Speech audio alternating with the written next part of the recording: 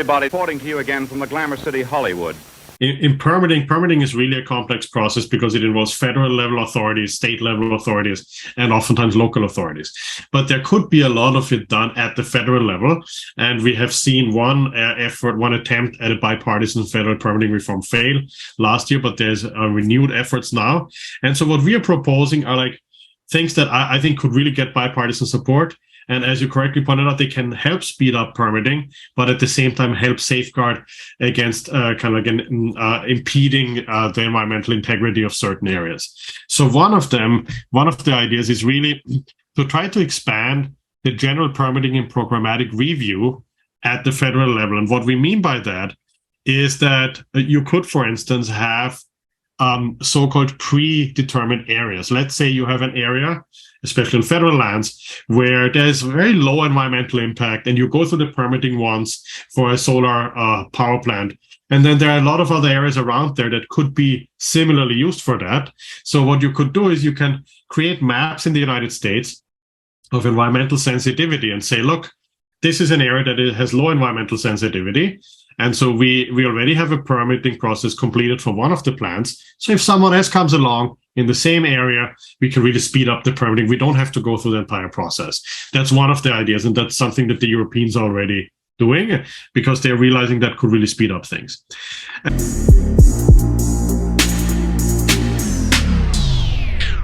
If you love listening to this show, please consider giving a rating and a review on Amazon Alexa or wherever you listen. We want to continue bringing you this amazing content, and part of our ability to do that means that we need a big audience. Now, it may not seem like much, but rating and reviewing the show will help more people find us, just like how you found this show. Simply on any podcast platform, search for a show, scroll down to the bottom, and push 5 stars. It's that easy. Thanks for supporting the show.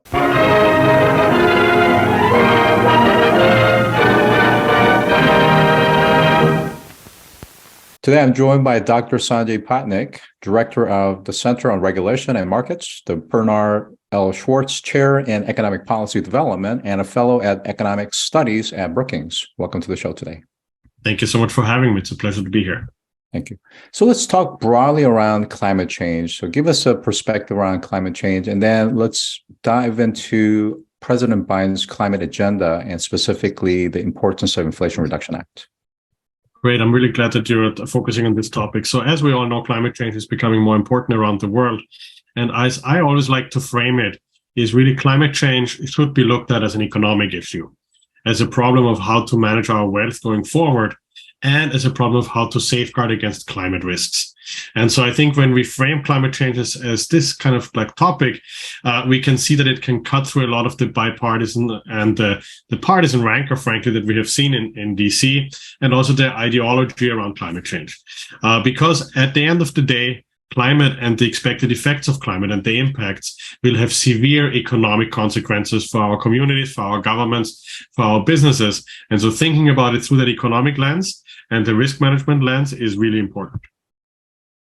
And I think we've had many different guests on the show before over the years, from military perspective, from homeland security perspective, certainly the economic and business perspective. So I think at this point, I believe the audience don't need to be convinced further, but let's talk about some of the nuances. And again, I think specifically, we're going to be talking about some of the policies and the current processes or in place specifically for permitting new energy projects and some of the current challenges that you see, and then eventually the recommendations that you guys are looking to make to change some of these things. Yeah, exactly. That's great. So when we look at climate and how to solve it from a policy perspective, as an economist, the most ideal way to do it is through a carbon price. Politically, we have not been able to do that in the US. And so what we have now seen is the big package that President Biden passed, the IRA last summer, that basically uses not any sticks, but it uses mostly carrots. So it pumps a lot of money into the economy for the clean technology sector, for renewable energy, for decarbonizing our economy. And I think that's really the best solution we could achieve here in the US, given the political realities. And so the potential for the IRA to have real impact is huge. But as you point out, there are big obstacles that stand in the way to actually really fully realize that potential. And one of them is permitting. It is not a very sexy topic. It is a lot of people think it's boring, but it's very super important, because when we look at actually building out the infrastructure that we need to implement the IRA, with the current permitting timelines that we have, it is too slow. It will take too long, because under the assumption that the IRA really kind of like is successful in facilitating the low carbon transition, we will need new transmission lines. We will need new power generation capacity. We will need a lot of kind of like small scale, medium and large scale facilities that are tied to the electrification that the IRA is about to catalyze. And the current permitting timelines are just too long, and it would take too long to get all that stuff in place. And so if we don't reform permitting at the same time as the IRA was passed now, it will be very difficult to realize the gains that we need in terms of reducing emissions. So what you're talking about is hugely important, and I just want to back up to talk about one of the things which is that the IRA, and you made a really very simple approach, which is it's the carrots, it's the tax incentives, tax credits, but it's missing the sticks. Europe, EU in particular, and EC, for example, have implemented essentially, I believe, FTS, for instance, which is around if large multinationals are not taking into account a decarbonization approach and can actually show that they're going to decarbonize specifically so many, metric carbon tons, for example, they're going to get taxed effectively. And if they want to avoid being taxed, they better have a plan, and they need to show proof of that. We're not quite there yet, at least on the US side, at least for the ones that don't necessarily have international footprints. Why is that the other important part of the equation? So you bring up a really very interesting and important point. So as you correctly pointed out, the Europeans actually have really been pioneers, and they implemented the European Union Emissions Trading Scheme, which is basically a carbon price, a cap and trade program, since the year 2005. And so when we think about how to catalyze our economy into a low carbon economy, the easiest and most direct way would be to tax carbon emissions, because that basically would internalize the costs that we now all bear with climate change for everyone who emits CO2. And so that's why the Europeans have gone with the carbon pricing route. They also have other schemes in place with subsidies and others, but their main program really to tackle climate at the European level is, as you pointed out, carbon prices. And the interesting part for the US now is that Europe agreed to actually now levy carbon taxes at the border. So if you want to sell in the European market and you come from outside the EU as a company and you don't have a domestic carbon price at home, with which your American companies, most of them don't, then you will have to pay at the border in Europe. And so in the US, we only have a carbon price in California. Nowhere else. California has a localized carbon pricing scheme. And so that will be a challenge going forward for multinationals that want to sell into the European market. And the side of the equation of carbon pricing is very important, because that's kind of like the way to force people to really look for low carbon alternatives, right? If you have to pay for our carbon intensive technologies, that would be expensive. And so then it will generate innovation. It will generate a redirection of capital towards low carbon forms. Fascinating. And I wish we could talk more about that, but I want to talk about the recent report that you helped co-author, which outlines 6 major areas of potential policy reform, specifically around some of these permitting things that you talked about earlier, including evaluation of existing reform provisions on the table. And each of those areas, you're specifically providing policy recommendations or options that's going to potentially make big impact on shortening permitting timelines, affecting the integrity of environmental review, as well as attracting support across political spectrums. Can you give us a high-level overview? Of course. And so, as I mentioned earlier, in permitting is really a complex process because it involves federal level authorities, state level authorities, and oftentimes local authorities. But there could be a lot of it done at the federal level. And we have seen one attempt at a bipartisan federal permitting reform fail last year, but there's renewed efforts now. And so what we are proposing are like things that I think could really get bipartisan support. And as you correctly pointed out, they can help speed up permitting, but at the same time help safeguard against impeding the environmental integrity of certain areas. So one of the ideas is really to try to expand the general permitting and programmatic review at the federal level. And what we mean by that is that you could, for instance, have so-called predetermined areas. Let's say you have an area, especially in federal lands, where there's very low environmental impact, and you go through the permitting once for a solar power plant. And then there are a lot of other areas around there that could be similarly used for that. So what you could do is you can create maps in the United States of environmental sensitivity and say, look, this is an area that has low environmental sensitivity. And so we already have a permitting process completed for one of the plants. So if someone else comes along in the same area, we can really speed up the permitting. We don't have to go through the entire process. That's one of the ideas. And that's something that the Europeans are already doing because they're realizing that could really speed up things. Another one is, which is very important, is when we look at transmission lines. So the siting authority for all interstate transmission lines currently is not federalized. So we are recommending it should be federalized under the Federal Energy Regulatory Commission, because that can really then bring electric transmission lines to the same level like natural gas pipelines, which are already federalized in terms of the permitting process. A third one is, and that's, again, it's not like a very complex issue, but oftentimes when we look at the federal permitting process, it involves a slate of different agencies for the same project. And so the capacity of those agencies really varies. And oftentimes a lot of these agencies are understaffed. And that's why it just takes a long time until they can work through all these permitting applications. So looking at a capacity assessment, which the Biden administration could do on an agency by agency basis and see where are the holes, where are the bottlenecks here that we kind of like could plug maybe if we could get more funding for additional staff members. Another idea is when we look at offshore wind, it's very interesting because for offshore wind permitting, they actually fall under the jurisdiction of the EPA under the Clean Air Act, and it's for the construction of the project. And that takes a lot of time, that has a lot of complexities. It could actually be transferred over to the Bureau of Ocean Energy Management, and that could actually speed up things because offshore oil drilling does not fall under the EPA's authority, which is quite ironic. The last two proposals that we have is that we should really kind of like try to support more multi-agency coordination. So Congress could do that by putting more money behind the Federal Permitting Improvement Steering Council to help coordinate across these agencies, because we argue, and there's some evidence for it, if you have increased coordination, that can really help streamline the process and make sure that these permits get issued more quickly. And then the last one is like very targeted reforms of the National Environmental Policy Act, or NEPA. NEPA has received a lot of attention, and there's kind of like a big debate going on the Hill, like how much it should be curtailed. So I think there are ways we could do that without gutting the idea of NEPA, which is to safeguard the environment. Like, for instance, expanding some categorical exclusions under NEPA that could help speed things up.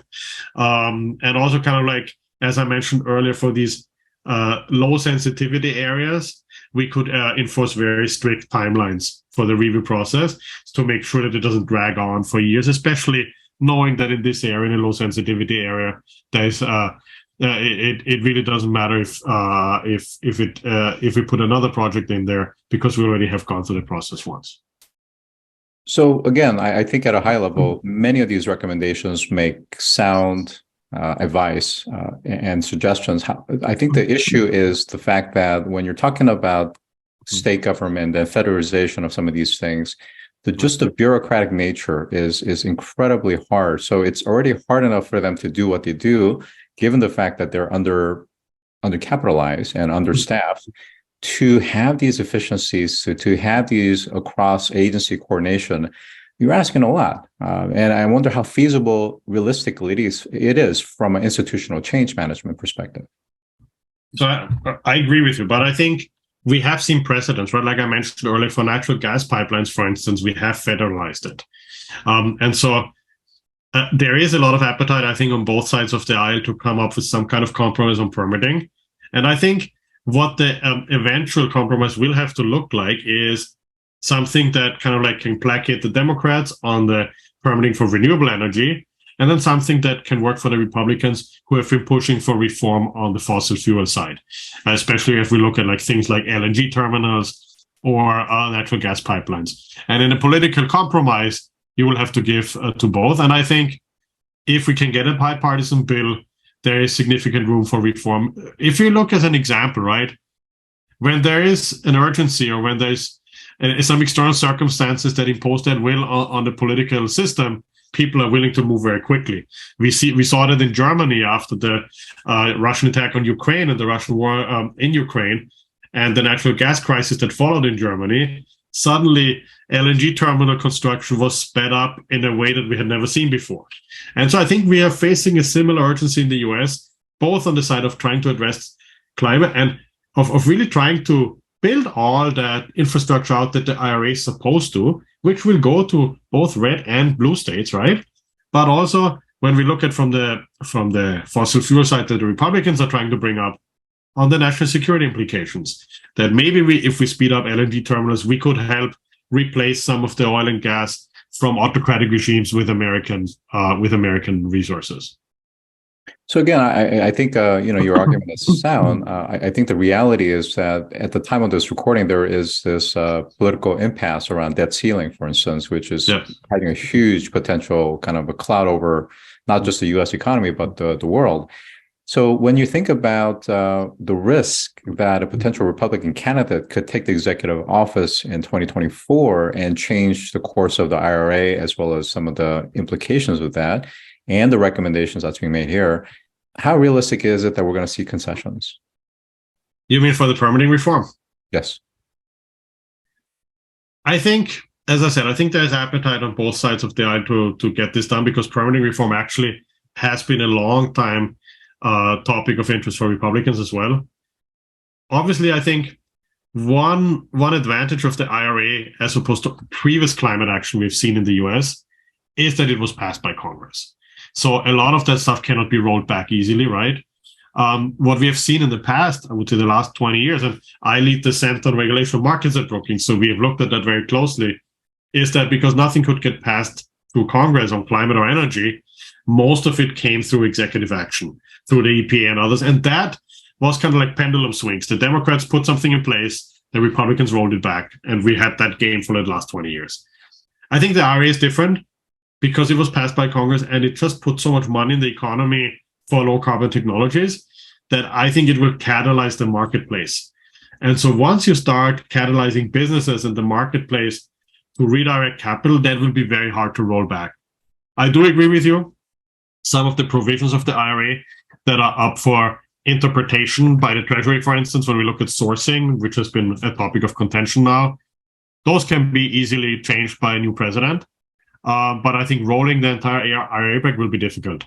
And so I think, especially once companies start investing, once households start changing, people start buying maybe more EVs because of the tax credits, that really kind of like unleashes some of the power of the private sector that the US has. That is hard to return to. I agree. I couldn't agree with you more on a lot of these points. Let's talk about the federalization, using the interstate transmission lines as an example.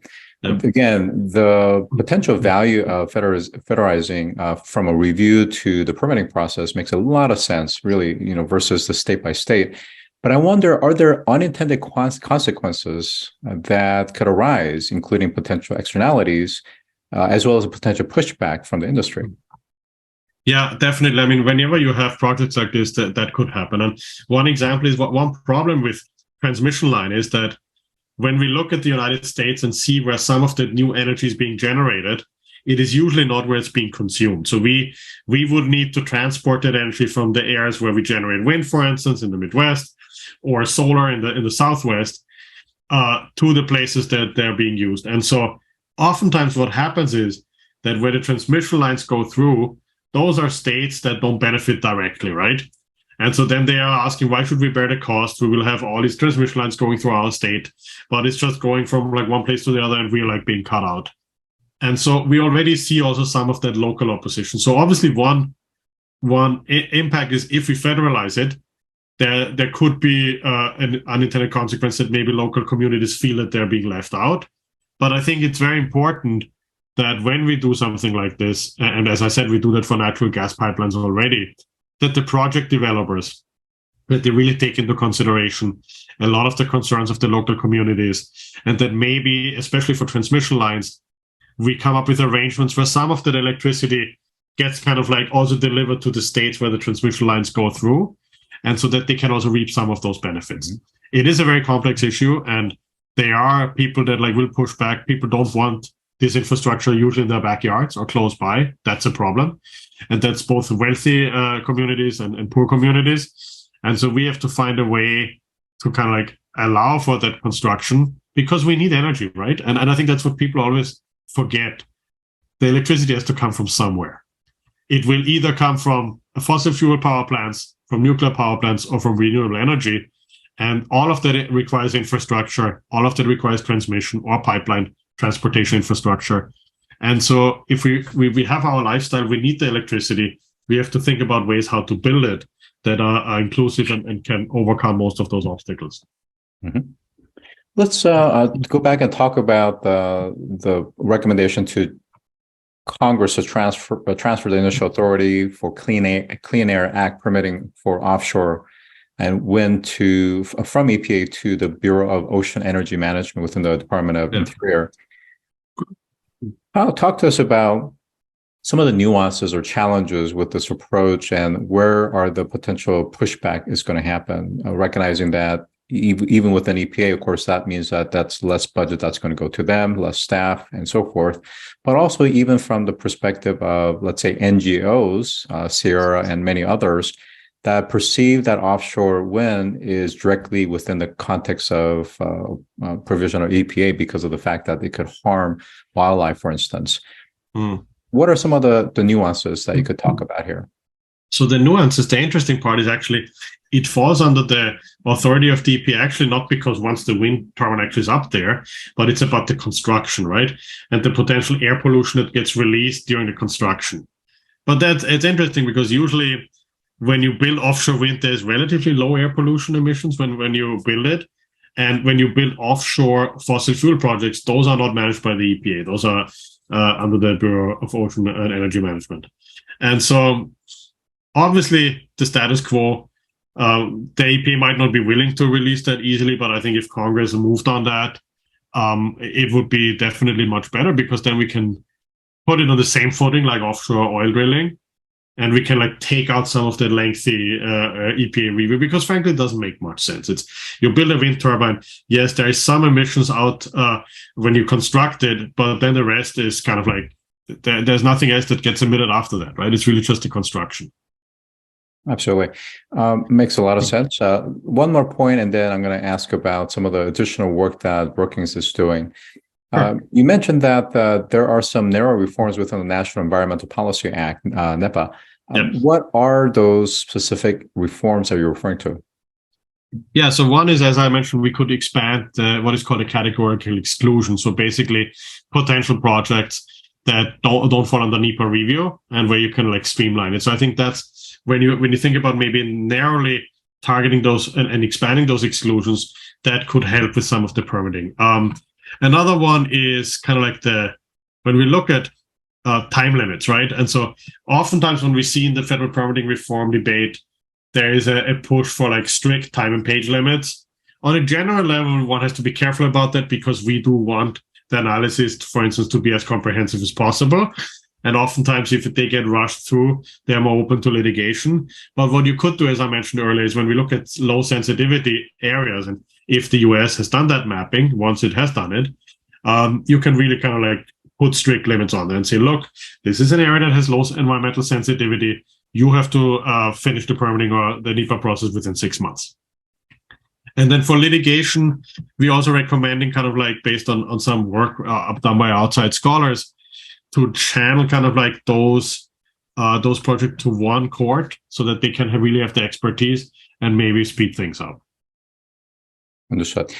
Now let's transition to talk about the fact that, again, you had and many of your co-researchers have been involved in lots of analysis and lots of reports.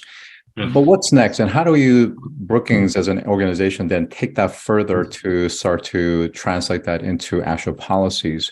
Are you getting involved with testimonies, for instance, at the Congress level? Are there additional lobbying efforts that's happening behind the scene, for instance? That's a great question. One thing that is very important is Brookings is a nonpartisan, independent research organizations. So we are not allowed to engage in lobbying, and we don't do that. What we really do is we provide the research and the policy work so that decision makers have better information to make decisions and to be based on. And so that includes a lot of activities, as you correctly pointed out. A lot of our scholars, they testify in front of Congress.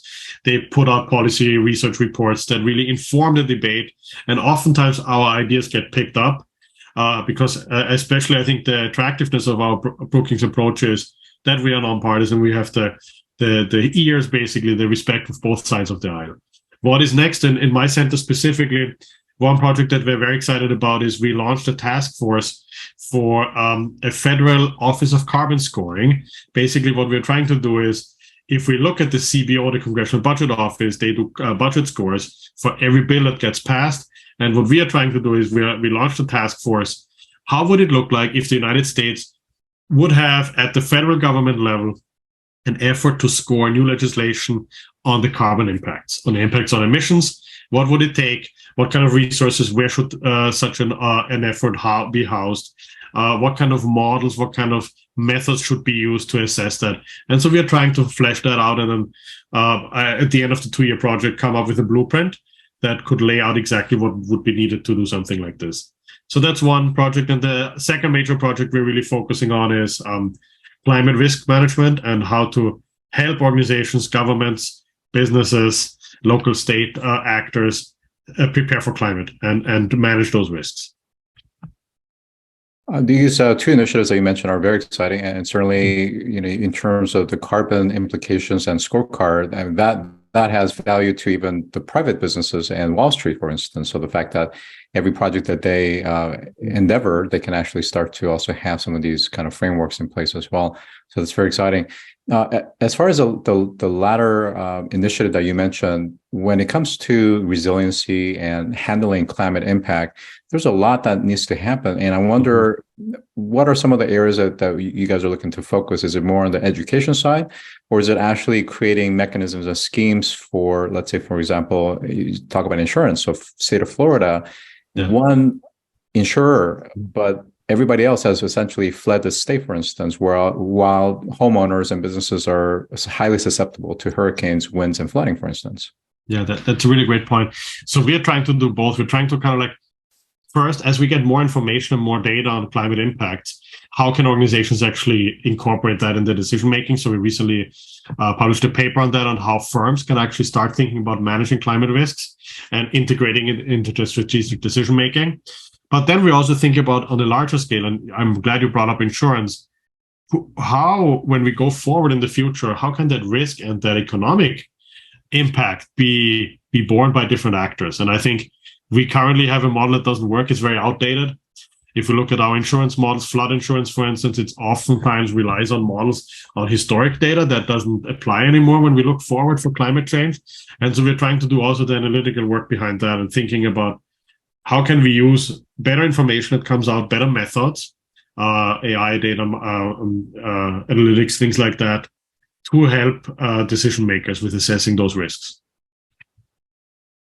Absolutely fantastic. This has been a very rigorous and a very fascinating conversation. I have been joined by Dr. Sanjay Patnaik at Brookings. Thank you for joining today. Thank you so much for having me. If you've enjoyed this episode, take a moment to rate our show on any podcast platform that you listen to. Scroll down to the bottom and push 5 stars. It's that easy. And as always, thanks for listening.